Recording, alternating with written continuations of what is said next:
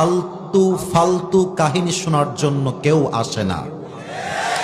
আহলে হাদিসদের ভাইদের মাহফিল করতে চাইলে আপনাকে সহিহ হাদিস ভিত্তিক, রেফারেন্স ভিত্তিক প্রত্যেকটা কথা আপনাকে বলতে হবে যুবক ভাই।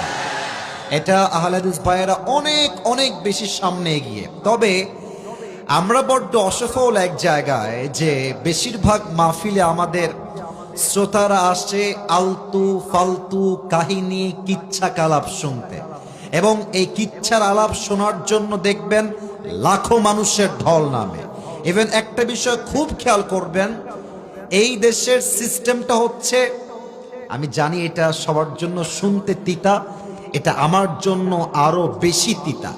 কথাটা হচ্ছে এইরকম, এই দেশে যোগ্য আলেমের দামের চাইতে ভাইরাল ব্যক্তির দাম বেশি যুবক ভাই।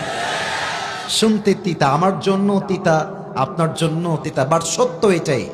আমার চাইতে কত যোগ্যতা সম্পন্ন আলেম আছে, মানুষ দাম দিতে চায় না কেন? ফেসবুকে ফলোয়ার্স নাই, ইউটিউবে সাবস্ক্রাইবার নাই, টিকটকে ফলোয়ার্স নাই, মানুষ মনে করে যে না এই লোকটার যোগ্যতা কম। আরে বেটা, ফ্যান ফলোয়ার্স হয় যদি যোগ্যতার সবচেয়ে বড় প্রমাণ হতো, বাংলাদেশে হিরো আলমের মতো সফল আর কেউ নাই সিরাজগঞ্জে। এটা সফলতার মানদণ্ড নয়। সফলতার মানদণ্ড হচ্ছে আপনি কোরআন থেকে হাদিস থেকে কথা বলতে